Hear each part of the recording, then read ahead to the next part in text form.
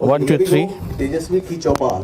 तो हैशटैग तेजस्वी की चौपाल में जो हमारे पास हजार क्वेश्चंस आए हैं, उसमें से हम क्वेश्चन को यहाँ पर आपके बीच लेकर आए हैं, और साथ में कुछ क्वेश्चंस जो लाइव यहाँ पर स्टूडेंट्स बैठे हैं, मैनेजमेंट के स्टूडेंट्स हैं, और जो देख रहे हैं देश विदेश में जो बैठे हुए देख रहे हैं, वो भी अपने सवालों को यहाँ तक भेज सकते हैं, वो अपने सवाल पूछ सकते हैं। राइट, सो हम यहाँ पर एक एक कर हम क्वेश्चन रखेंगे, और हमारे साथ the youngest opposition leader Shri Tejashwi Yadav ji हैं, एंड मेरा नाम है RJ शशि फ्रॉम रेडियो मिर्ची पटना। So let's start. सबसे पहला सवाल जो आया है बालकौर सिंह ढिल्लों की तरफ से, बिहार में अगर राष्ट्रीय जनता दल की सरकार बनती है तो आपकी सरकार का पहला काम क्या होगा? क्या सरकार बिहार के किसानों का कर्ज माफ करेगी? ये पहला सवाल है आपसे। सबसे पहले तो जितने भी यहाँ स्टूडेंट्स हैं और सब लोगों ने जो पार्टिसिपेट किया है ट्विटर पे, जिन्होंने क्वेश्चंस भेजे हैं, उन सबको दिल से धन्यवाद देता हूँ मैं। और मैं मानता हूँ कि एक आज जो ट्विटर चौपाल जो लगाया गया है, इसके लिए मैं ट्विटर इंडिया को भी धन्यवाद देता हूँ कि एक मौका जो है मुझे मिला है, एक प्लेटफॉर्म जो है वो मुझे मिला है, ताकि सब लोगों के जो सवालात हैं उसको मैं ले सकूँ, और कोई भी किसी भी प्रकार का सवाल जो है उसको आप पूछ सकते हो, और उसका जवाब मैं बिल्कुल अच्छे से आप लोगों को देने का काम करूँगा। और जो पहला सवाल जो ढिल्लों जी ने पूछने का काम किया है, अगर राष्ट्रीय जनता दल की सरकार बनती है तो हम क्या करेंगे, किसानों का कर्ज माफ़ करेंगे या नहीं करेंगे? तो मैं कहना चाहूँगा, सबसे पहले अगर हमारी सरकार अगर बनती है तो बिहार में जो लॉ एंड ऑर्डर की जो सिचुएशन है, जिस प्रकार से आज के हालात में हमारे चाचा यहाँ 15 साल से मुख्यमंत्री हैं, और जिस प्रकार से लोगों की जो उम्मीद थी कि लॉ एंड ऑर्डर की जो स्थिति है वो बिहार में सुधरेगी, लेकिन आप अगर क्राइम रेट अगर देखेंगे, ग्राफ देखेंगे, तो हमारे चाचा के शासनकाल में काफ़ी जो है, और ख़ास तौर पे जब बीजेपी के साथ जब मिलकर के सरकार बनाने का काम किया तो काफ़ी क्राइम जो है वो बढ़ा है। स्पेशली महिलाओं पे आप देखेंगे कितने गैंग रेप्स हो रहे हैं, कितने अत्याचार महिलाओं पे हो रहा है, ख़ासतौर पे मर्डर्स हो रहे हैं, जितने भी व्यावसायिक हैं उनके भी मर्डर्स हो रहे हैं लगातार, और क्रिमिनल्स का जो है बोलबाला है। यहाँ के जो उप मुख्यमंत्री हैं सुशील मोदी जी, वो हाथ जोड़ करके खड़े रहते हैं कि पितृपक्ष का महीना है, आप छोड़ दीजिए, यानी अपराधियों का एक तरह से मनोबल जो है वो बढ़ाने का काम कर रहे हैं। तो लॉ एंड ऑर्डर जो है उसको हम लोग हर एक तरीके से दुरुस्त करने का काम करेंगे, और जो भी कल्प्रिट्स है कि कोई फेवर ना करते हुए, कोई प्रोटेक्शन ना देते हुए उनको जो है सज़ा दिलाने का काम करेंगे, और एक ऐसा एनवायरनमेंट बनाएंगे जहां सब लोग जो हैं फ्रीली रह सके, और एक उदाहरण बने बिहार राज्य, और दूसरे राज्यों में भी संदेश जाए कि बिहार जैसे राज्य में जिस प्रकार से लोग बदनाम हैं कि वहाँ मत जाओ, वहाँ क्या हो जाएगा नहीं हो जाएगा, तो उसको हम लोग है सुधारने का काम करेंगे। दूसरी बात, एजुकेशन जो है, एजुकेशन पे हम लोगों का ख़ास तौर पे फोकस रहेगा, क्योंकि एजुकेशन जिस प्रकार से जो स्तर, जो क्वालिटी ऑफ एजुकेशन जो लोगों को मिलना चाहिए, बच्चों को मिलना चाहिए, वो नहीं मिल पाता है। और आप देखिएगा, अगर किसानों की जहाँ तक इन्होंने बात करने का काम किया है, तो हम इतना कहेंगे कि किसानों के कर्ज माफ़ी के साथ साथ किसानों की आमदनी कैसे बढ़े, उनकी आय कैसे बढ़े, इस पे हमारी सरकार जो है विशेष तौर पे ध्यान देने का काम करेगी। तो ये सवाल जो अगला है वो प्रेमानंद प्रसाद की तरफ से है, आप और आपकी पार्टी का बिहार के विकास का ब्लूप्रिंट क्या है? आप कैसे बिहारियों को सम्मान दिलाएंगे, और क्या आपकी पार्टी जाति के राजनीति से ऊपर आ पाएंगे? अगर आप सत्ता में आए तो अपने कार्यकर्ताओं को संभाल पाएंगे? ये सवाल है। आप देखिए, जो ब्लूप्रिंट है वो ऑल ओवर डेवलपमेंट का होगा, चाहे इंडस्ट्री की बात हो, जॉब क्रिएशन की बात हो, किसानों की बात हो, मजदूरों की बात हो, जो हेल्थ सेक्टर जो है अपना, दूर दराज से लोग जो हैं, बिहार के लोग दिल्ली जाकर के इलाज कराने का काम करते हैं, दूसरे शहर में जाकर के इलाज कराने का काम करते हैं। एजुकेशन को लेकर के खास तौर पे बिहार का पैसा जो एजुकेशन का दूसरे राज्यों में जितना बाहर जाता है वो काफ़ी हद तक जाता है। तो हमारी कोशिश होगी कि ऑल राउंड डेवलपमेंट हो, जिसमें कि सिर्फ education, job creation, industry, cluster wise जो है ये सारा काम हम लोग करेंगे, लेकिन साथ ही साथ हम स्पोर्ट्स पे भी उतना ही ध्यान देने का काम करेंगे, आर्ट एंड कल्चर पे भी उतना ध्यान देने का काम करेंगे। और आप जानते होंगे कि बिहार का इतिहास जो है काफ़ी बड़ा है, और बिहार में आप देखिएगा कि इतना इतिहास है, बुद्ध की धरती है, यहीं महावीर जी के जन्म हुआ, सब कुछ यहीं है, सीतामढ़ी में सीता मैया का जन्म हुआ। तो आप देखिएगा कि आप टूरिज़्म के लिए भी आप बहुत हद तक यहाँ काम किया जा सकता है। और मेरे ख्याल से ऐसी ऐसी जगहें हैं बिहार में, अब जैसे आप देखिएगा सासाराम में जिस प्रकार से जो मज़ार है वहाँ शेरशाह सूरी जी का, तो इस तरह के जितने हर जगह जो हैं चीज़ें हैं, इतना घूमने का आप कर सकते हैं, टूरिज़्म को बढ़ाने के लिए इतना एक्सपोजर कर सकते हैं। आप चंपारण साइड में चले जाइए तो वहाँ वाल्मीकि नगर का जो है, जो नेशनल आपका जो फॉरेस्ट है, वो सारे चीज़ों को आप देख करके हर एक काम किया जा सकता है, टूरिज़्म पे ध्यान दिया जा सकता है। स्पोर्ट्स में आप देखिएगा बिहार में स्पोर्ट्स कल्चर है ही नहीं।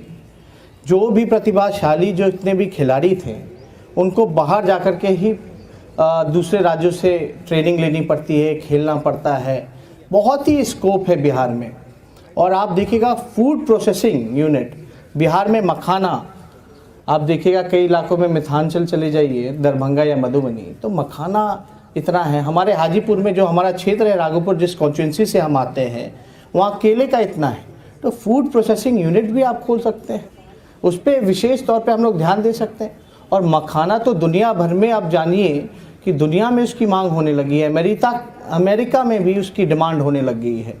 तो जॉब क्रिएशन जो है अपने स्टेट में रहे, लोगों को जो है बाहर ना जाना पड़े, आईटी पार्क हो, इसमें भी हम लोगों को ध्यान देना चाहिए। तो ये सारी चीज़ों को हम लोग जो है इसमें हम लोग ध्यान दे करके ऑल राउंड डेवलपमेंट प्रोग्राम एक बना करके हम लोग जितनी भी योजनाएं हैं उसको हम लोग चालू करने का काम करेंगे। और ख़ास तौर पे देखिएगा डेवलपमेंट तभी पॉसिबल है जब आपके अधिकारी जो हैं वो काम करें। आज की जो स्थिति जो बनी हुई है, एकदम से कोई योजना आप देख लीजिए मौजूदा सरकार में, हम लोग जब सरकार में थे तो हम लोगों ने एक कैबिनेट में हमारे पास किया गया था ease of doing, single window concept, यानी अलग अलग आपको परमिशन लेने की ज़रूरत नहीं है, जो भी इंडस्ट्री लगाना चाहे वो एक ही जगह से हर एक चीज़ का परमिशन ले सके। तो ये दो चीज़ें ईज़ ऑफ डूइंग बिजनेस में भी हम लोग ध्यान देने का काम करेंगे। और ख़ास तौर पे ट्रांसपोर्टेशन, इंफ्रास्ट्रक्चर, कनेक्टिविटी, इन सारी चीज़ों पे हम लोग जो है वर्कआउट करने का काम करेंगे, जिससे हमारे बिहार का नाम रोशन हो। और हम लोग चाहते हैं बिहार जैसा बैकवर्ड स्टेट जो है वो आगे बढ़े, लेकिन आगे बढ़ाने के लिए आप देखिएगा कि उसको भी सहयोग की ज़रूरत है। केंद्र सरकार पे जब तक आप दबाव नहीं डालिएगा, अब मोदी जी आते हैं, ऐलान करके जाते हैं कि बिहार को वो पैकेज देंगे। 2014-15 के इलेक्शन में उन्होंने एक बिहार की एक तरह से बोली लगाई कि बिहार को हम 70,000 करोड़ दें, 80,000 करोड़ दें, 90,000 कर दो, लो 1.25 लाख करोड़ रुपए का पैकेज दिया। क्या हुआ उस पैकेज का?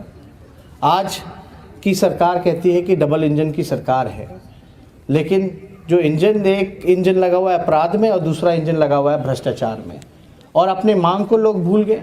बिहार को स्पेशल राज का जो स्पेशल स्टेटस का जो दर्जा देने की बात थी वो कहीं ना कहीं से खो दिया गया है। तो इस लड़ाई को भी हम लोग लड़ने का काम करेंगे और बिहार को जो अधिकार बनता है, जो हक है, उसको हम लोग दिलाने का काम करेंगे। ओके, मूविंग ऑन, कुछ ऑडियंस में से हमारे कुछ मैनेजमेंट की लड़कियां भी यहाँ पर मौजूद हैं और उनसे भी एक सवाल लेते हैं तेजस्वी जी, क्योंकि हज़ारों क्वेश्चंस आए हैं, इसमें से कुछ क्वेश्चंस हमने लिए हैं। वॉलंटियर्स आपसे रिक्वेस्ट है माइक लेकर जाएं। एंड एक सवाल जो आपको बताएं कि ये हैशटैग तेजस्वी की चौपाल से ये सारे क्वेश्चंस बहुत ज़्यादा थे, इसमें हमने कुछ रिटर्न क्वेश्चंस यहाँ पर सिलेक्ट किया है जो आज तेजस्वी की चौपाल में ये सवाल है। और ये सवाल आप रेगुलर अभी पूछ सकते हैं, इसे आप लेकर आ सकते हैं देश विदेश में जितने भी देखने वाले जो सब लाइव देख रहे हैं ट्विटर पर, आप अपने सवाल भी पूछ सकते हैं। So anyone over there, if anyone wants to ask. एक सवाल जो था प्लीज आप कुछ पूछना चाह रही थी।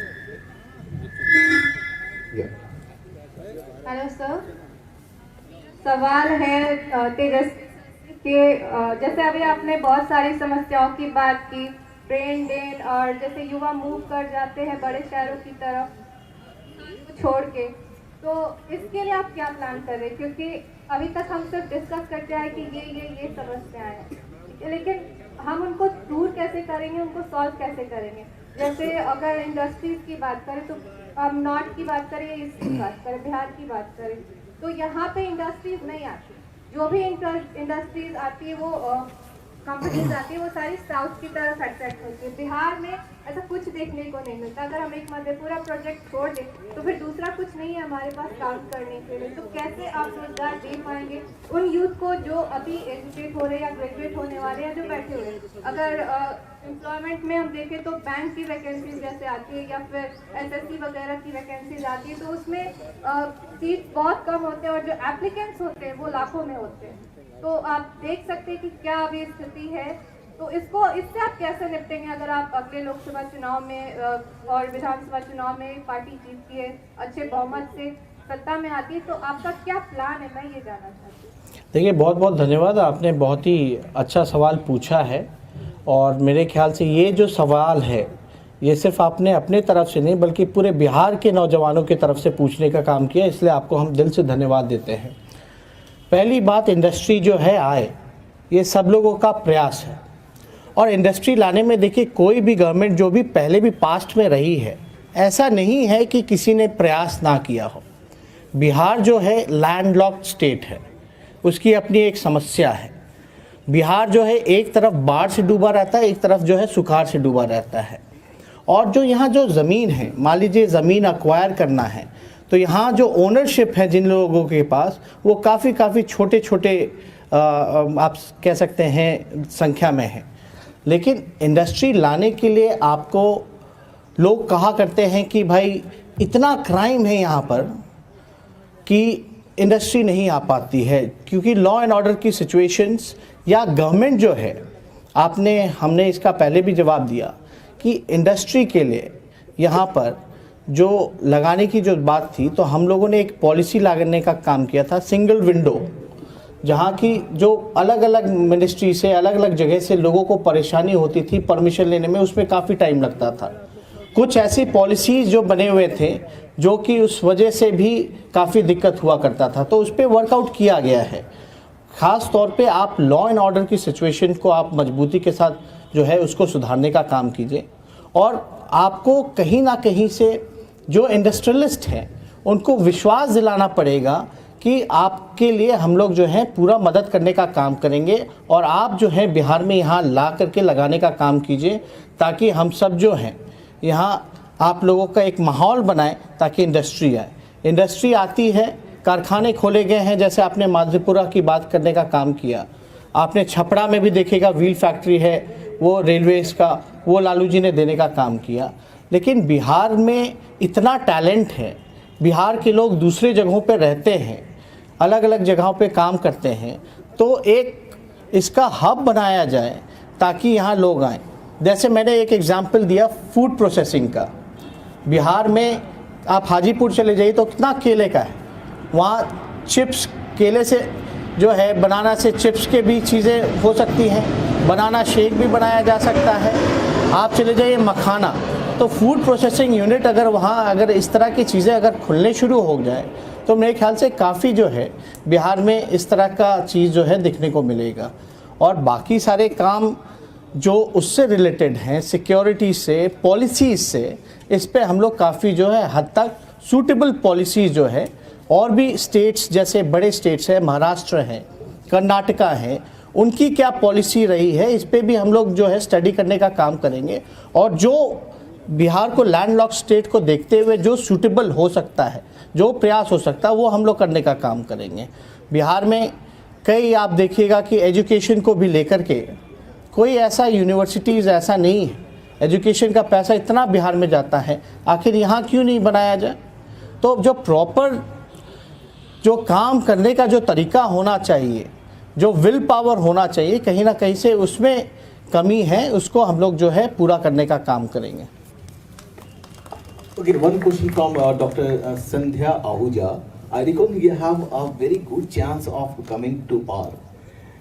If you come to PAR, how will you empower women of Bihar, and what measure will you take to ensure their safety?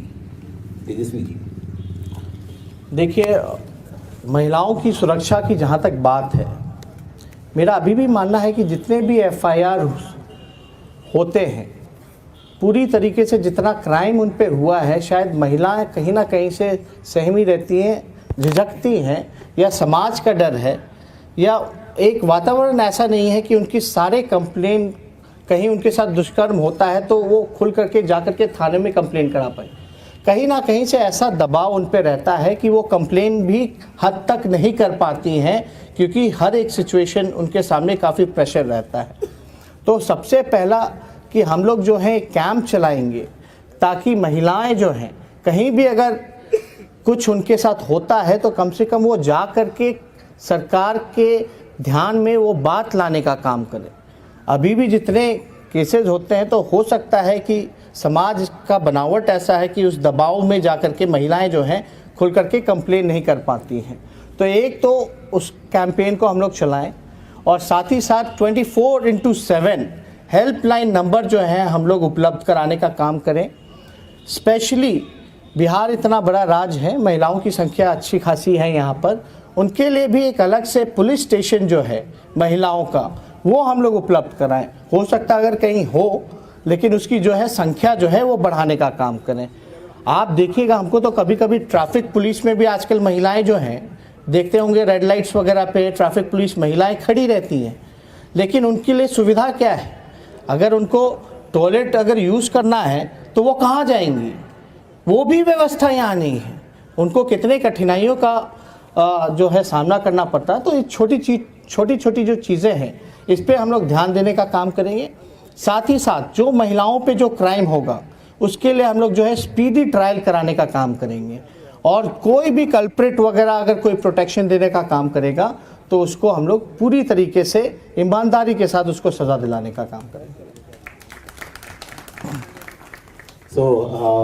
एक और क्वेश्चन है, बहुत ही गिरीश कुमार ने लिखा है, गिरिजेश ने ये भेजा कि बिहार और देश के युवाओं को आपके स्वच्छ राजनीति पर पूर्णतः भरोसा है, इन्होंने लिखा है, और आप युवाओं के आइडियल भी हैं। Yes, you are most youth personality, that's why.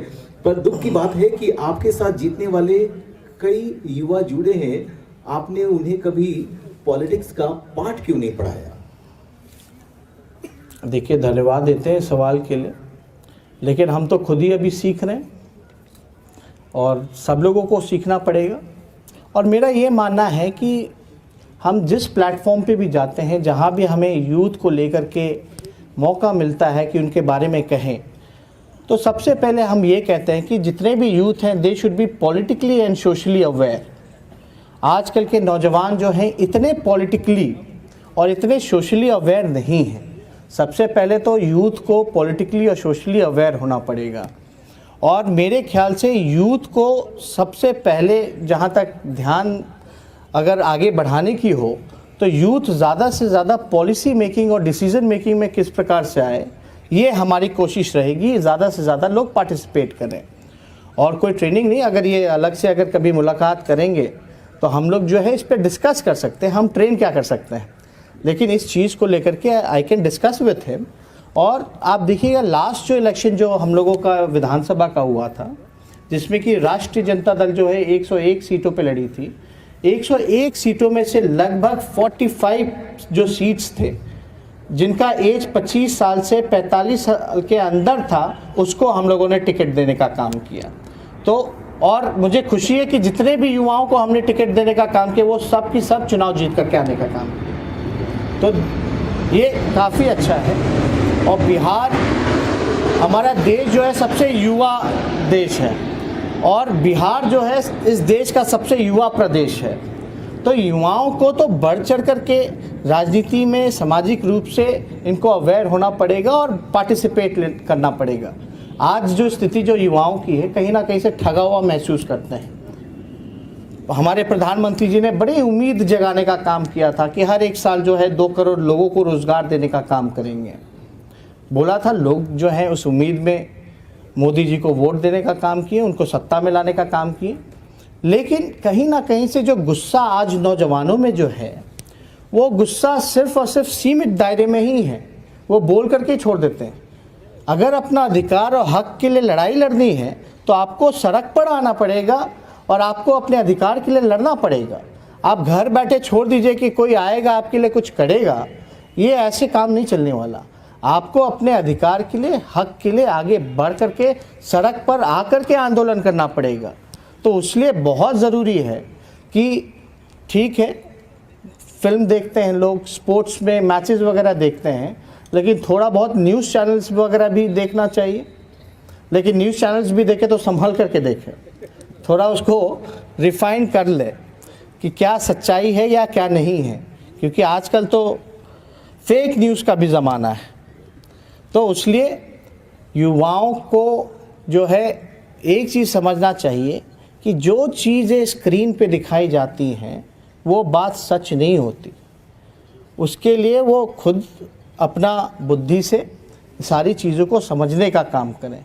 और जब तक आप इंटरेस्ट नहीं दिखाओगे किसी चीज़ के लिए, किसी इशू के लिए, तब तक जो है आपकी विजिबिलिटी नहीं रहेगी।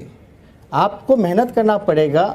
आज हमारे सामने अगर कई ऐसे नौजवान जो हैं सामने आ रहे हैं जो कि विजिबल हैं, और विजिबल इसलिए हैं क्योंकि वो जो हैं अपने समाज के लिए, अपने देश के लिए और अपने लोगों के लिए वो लड़ाई लड़ने का काम कर रहे हैं।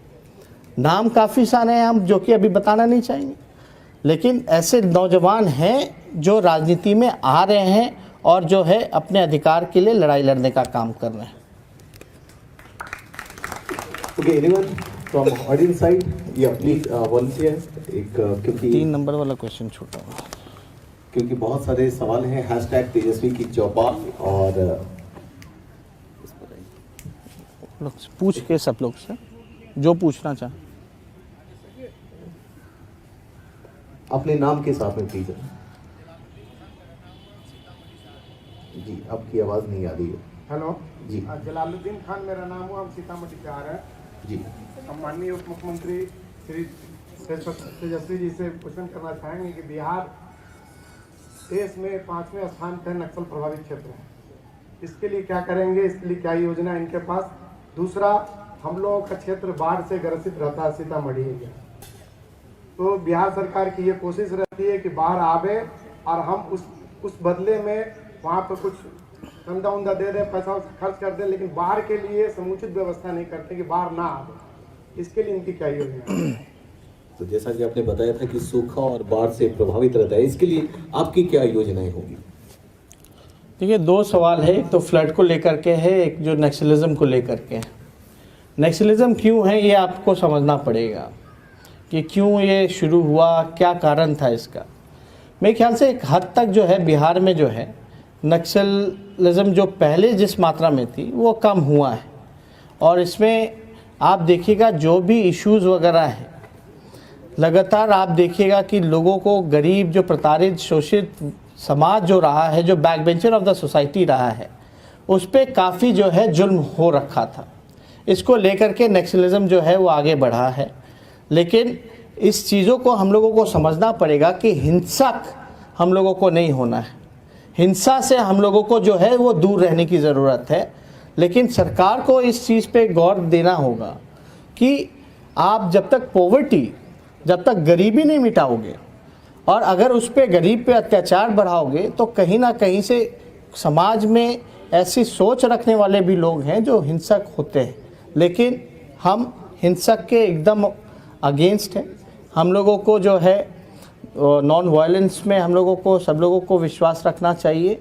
और जो गरीबी है, मूल रूप से गरीबी कैसे दूर हो, हमारी पार्टी सामाजिक न्याय के साथ साथ हम लोग जो है आर्थिक न्याय की भी बात करने वाले लोग हैं। तो अगर आप आर्थिक स्थिति को अगर आप सुधारिएगा, जॉब क्रिएशन दीजिएगा, अच्छा एजुकेशन दीजिएगा, तो मेरे ख्याल से ये हद तक जो है ये चीज़ें जो हैं कम होंगी। जहाँ तक फ्लड की जहाँ तक बात है कि नेपाल की वजह से ये एक इंटरनेशनल इश्यूज़ है। आप समझिए कि फ्लड जो है नेपाल से भी काफ़ी मात्रा में जो है पानी छोड़ दी जाती है, इसके वजह से भी, और जो नदी का जो कोर्स होता है वो हर साल जो है बदलता रहता है, कब किधर से आ जाए उसका रूट क्या होगा वो काफ़ी बदलता रहता है। तो इस पे इंटरनेशनल इश्यूज़ है, तो इसमें हम लोगों को ख़ास तौर पे गवर्नमेंट ऑफ इंडिया की भी इतनी मदद चाहिए ताकि इस इशू को हम लोग जो है सुधारने का काम करें। तो इसमें काफ़ी बड़ी मात्रा में फ्लड से जो है नुकसान होता है, लेकिन फ्लड रोकना पे तो नेपाल गवर्नमेंट से हर एक लोगों से बात करनी पड़ेगी, लेकिन फ्लड जब आता है तो उसके लिए हम तैयारी क्या करें, how we should prepare ourself to be ready when flood comes. आप गवर्नमेंट जो है वो क्या तैयारी कर रही है, फ्लड आती है तो क्या करती है, कैंप लगाती है, लोगों को जागरूक करती है कि आप जो है इस जगह को छोड़ दीजिए। जो बोट्स की व्यवस्था है, एनडीआरएफ वगैरह की सहयोग लेते हैं, पशुओं के लिए अलग से व्यवस्था करवानी पड़ती है, अनाज का, खाने का, रहने का, इलाज का, ये सारी जो चीज़ें हैं, जिन्होंने अपने घर बार का नुकसान किया, फ्लड की वजह से घर दह जाता है, पशु दह जाते हैं, तो बीमारी काफ़ी फैलती है। तो गवर्नमेंट को इस पे सबसे ज़्यादा फोकस करना चाहिए कि हम अपने लोगों को फ्लड आता है तो सुरक्षित कैसे करें, और लगातार जो है मॉनिटरिंग होनी चाहिए, अलर्ट लोगों को रहना चाहिए। इंजीनियर्स वगैरह जो भी हैं उनको काफ़ी डे टू डे अलर्ट होना चाहिए कि क्या स्थिति है फ्लड की, उससे हम लोग जो है चीज़ों को देख सकते हैं। ओके, यहाँ पर गौतम ने सवाल पूछा है, एट गौतम वन बाली, और इनका सवाल बाली टाइप का ही है, बिल्कुल ताकतवर है। इन्होंने पूछा है कि तेजस्वी जी, मोदी गवर्नमेंट यानी prime minister Modi ji and उनकी घोषणाओं के बारे में, वादों को लेकर आपकी क्या राय है? देखिए, मोदी जी जो वादा करते हैं, झूठा वादा जो करते हैं, झूठ ऐसे बोलते हैं, उतने अच्छे से हम लोग सच भी नहीं बोल सकते उतने कॉन्फिडेंस से जितना वो झूठ इतने कॉन्फिडेंस से बोलते हैं। दूसरी बात, वो झूठ बोलने की फैक्ट्री भी हैं, मैन्युफैक्चरर भी हैं और डिस्ट्रीब्यूटर भी हैं। तीसरी बात हम कहना चाहेंगे कि मोदी जी एक झूठ के साथ 10 झूठ मुफ्त में दे देते हैं, कहते हैं ना बाय 1 एंड गेट 10 फ्री, तो मोदी जी का वो हाल है। हम तो चाहते हैं कि एक वादा, एक भी अगर वादा अगर उन्होंने पूरा किया हो, जिसके नाम पे वोट मिला उनको, आज तक उस पे ध्यान नहीं जाता, उस पे चर्चा नहीं करते, उस पे बहस नहीं करते। और हम तो चाहते हैं कि हर साल जो है नौजवानों को 2 करोड़ रोजगार मिले, लेकिन जब रोजगार का बात किया जाता है प्रधानमंत्री जी से तो वो कहते हैं कि पकौड़ा बेचिए। आप बताइए, बोलते हैं कि पकौड़ा बेचना भी रोजगार है। हाँ ठीक है, रोजगार है पकौड़ा बेचना, भूजा बेचना भी रोजगार है, सब्जी बेचना भी रोजगार है, ट्रेन में चिप्स और कोल्ड ड्रिंक बेचने वाले जो लोग हैं वो भी रोजगार हैं। लेकिन इसमें गवर्नमेंट का क्या रोल है, इसमें गवर्नमेंट का क्या योगदान है? और हम तो सब लोगों का सम्मान करते हैं, जो गुमटी चलाते हैं, जो भूजा बेचते हैं, जो सब्जी बेचते हैं, जो फल बेचते हैं, हम तो सबका सम्मान करते हैं। लेकिन मेरा तो एक ही मांग है मोदी जी से कि 15-15 लाख का जो वादा उन्होंने किया था, कम से कम नौजवान पकौड़ा का दुकान लगाने के लिए भी तैयार है। अगर घर में अगर आर्थिक स्थिति अगर खराब है, लोगों को सुधारना चाहिए, तो पकौड़ा बेच करके हम अपने रोजी रोटी को चलाने का काम करेंगे। लेकिन जो 15 लाख का वादा किया था उसमें कम से कम बोनी तो करा दे 1-2 लाख रुपए का, ताकि वो पकौड़ा का दुकान खोल लें। लेकिन आप सोचिए, बोनी भी नहीं करा रहे। अरे पकौड़ा का ठेला लगाने के लिए आपको पैसा चाहिए, सामग्री खरीदने के लिए पैसा चाहिए, ज़मीन चाहिए जहां वो ठेला लगा सके, उसका भी तो पैसा चाहिए। तो बोनी करा दे प्रधानमंत्री जी। लेकिन एक बात समझ में नहीं आ रहा, हर साल जब 2 करोड़ लोग जब पकौड़ा बेचने का काम करेंगे तो पकौड़ा कौन खाएगा? सोचिए कि एक साल में 2 करोड़ लोग, यानी हर घर में, यानी 5 साल में 10 करोड़ लोग जो हैं वो पकौड़ा ही बेचेंगे, यानी हर कोई घर ऐसा नहीं बचेगा जहां पकौड़ा बेचने वाले लोग ना हो। घर में ही जब पकौड़ा मिल रहा है तो बाहर कौन खाएगा? तो ये कहीं ना कहीं से लोगों को उल्लू बनाना, ठगना, झूठ बोलना, ये उनका काम रहा। ओके, शांतनु कश्यप, इन्होंने अपना सवाल भेजा है कि सर एक ही सवाल है कि आप पलायन जैसे मुद्दों को कैसे निपटेंगे। इसका जवाब तो आपने दिया है, वैसे एक बार और ये जानना चाहेंगे कैसे बिहार की शिक्षा व्यवस्था, जो वाकई ये बहुत इंपॉर्टेंट सवाल है, इसे पटरी पर लाएंगे और कैसे बिहार